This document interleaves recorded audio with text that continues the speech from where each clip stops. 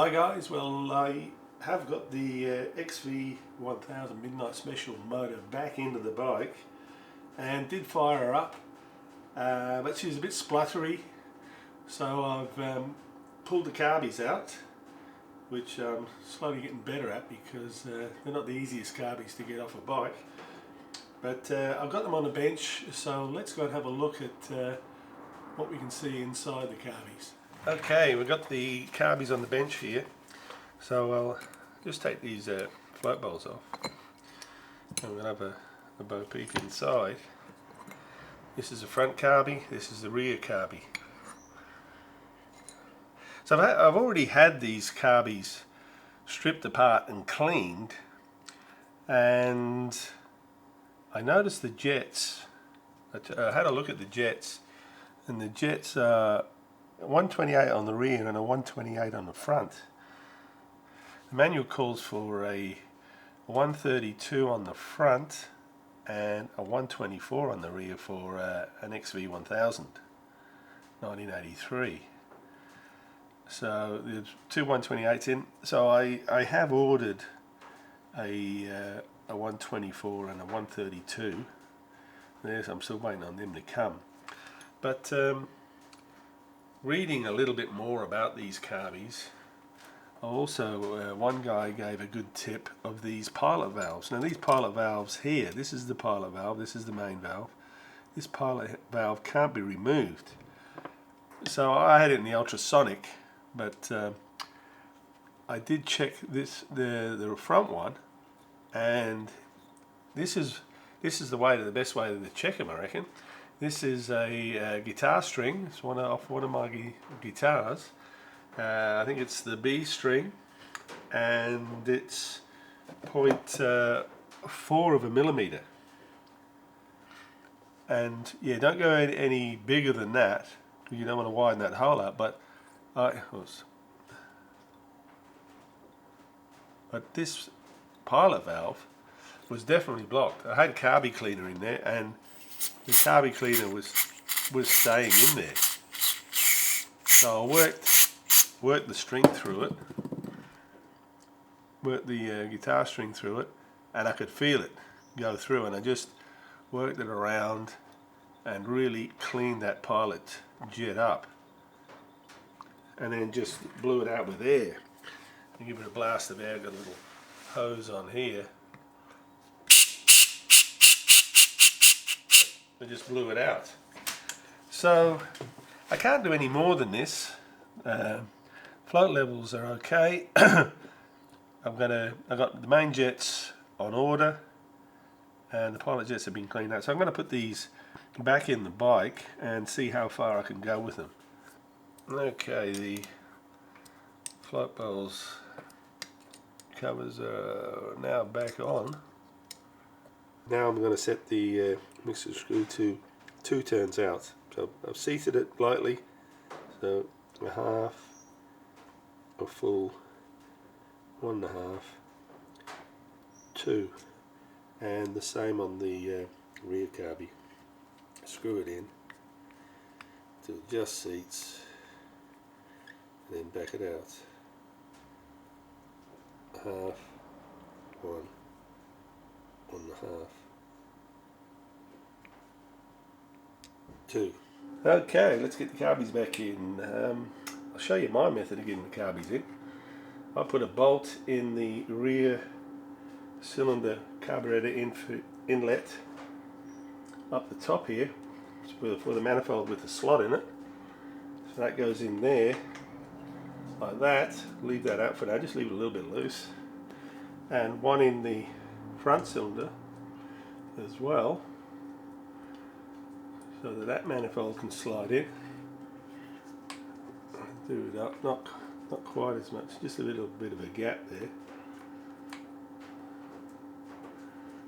like that will do it. Then I put my carbies in.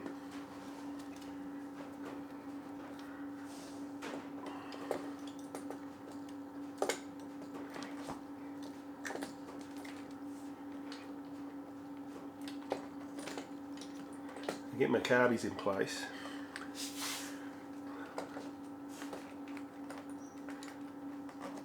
slide this manifold in. It says in the book you can take these carbies out with the manifolds on, but damned if I can see how you can do it.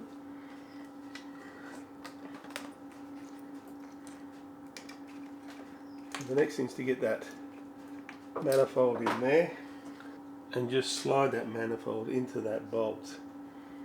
Then get the second bolt in down the bottom.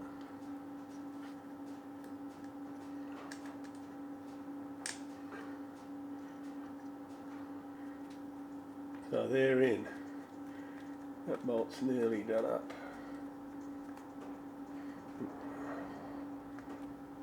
Okay. Next I'll do the rear one, the same deal.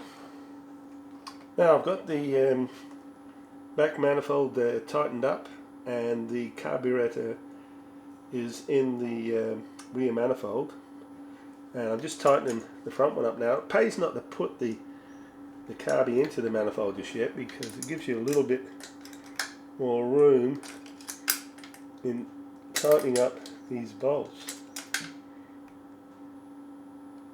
Okay, they're nice and tight, so now we can push this one in as well. Okay, I'll just check the other side as well. Both boots have been put on the other side on the rear cylinder, and the choke cable's been connected, and I'll just tighten up the boot going into the engine on the front cylinder.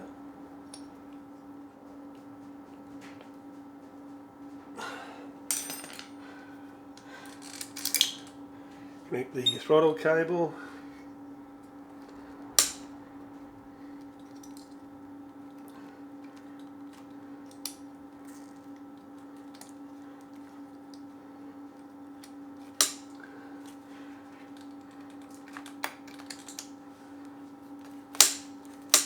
Throttle cable connected, and the rear boot, the intake boot, sorry, for the front cylinder.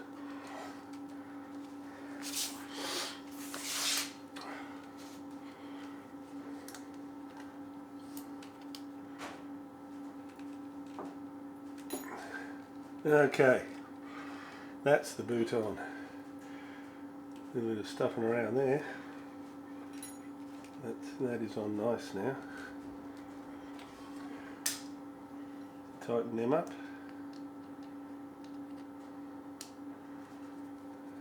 And we should be ready to get fuel in this now. That wasn't too bad, you know. It's like anything, you just got to get to know how to do it a few times. The other thing that some of the guys say on YouTube is, when you got your carbies out, to replace these float bowl screws, Phillips head screws, with Allen headed screws. And it is possible to take the bowls off while the carbs are still in the bike, if you want to change jets, which I'm probably going to have to do. Okay, so that's the carbies back in.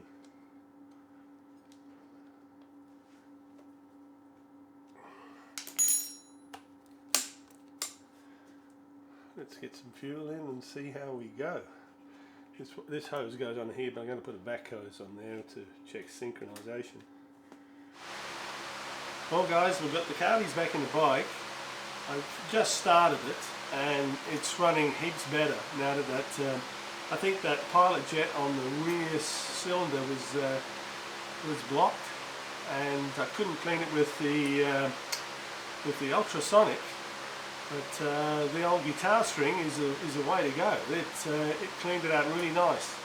Okay guys, well it's time to start setting the carbies up. First thing I want to do is get sync between the two carburetors, and it's a bit of a ticklish job. You've got to take this hose off on for the front cylinder, and we've got to gain access to a screw that's buried right in the middle of the linkage system there to do our synchronization. So bring the camera in a bit closer and we'll start the engine and give it a go. Okay, so let's start the bike up and see what we've got.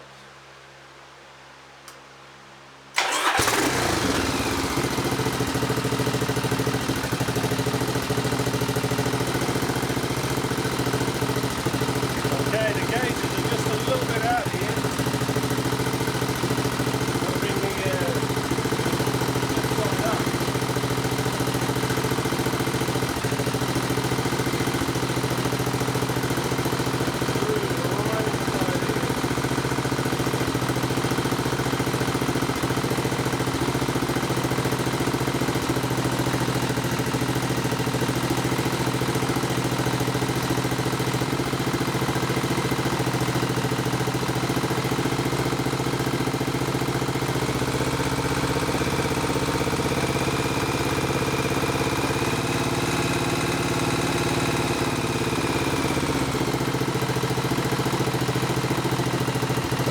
That in.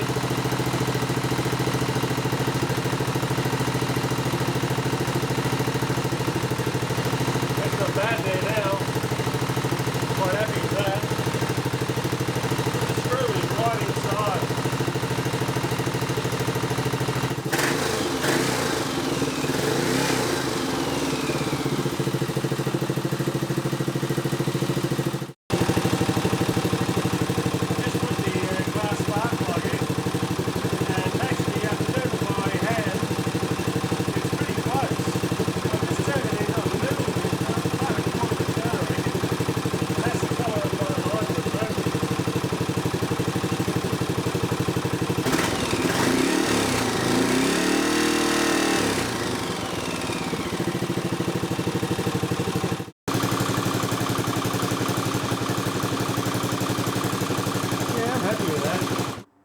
Well guys, that's the XV1000 Midnight Special motor installed and pretty well tuned up, ready to go. Pretty happy with it. I got good synchronization, the mixture looking pretty good, and it's revving up really nice now and idling good. So the final thing I thought I'd do is went and bought myself one of those compression testers. So I thought I'd give it a compression test and see just how much sort of compression I've got in the bike since it's been overhauled. So I'll just start her up and open up the throttle and just crank her over.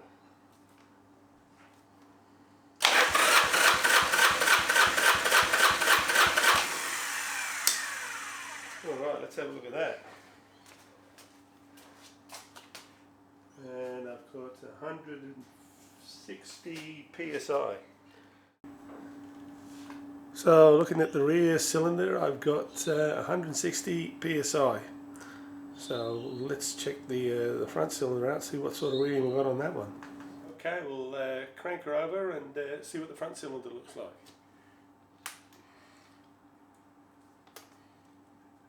Here we go.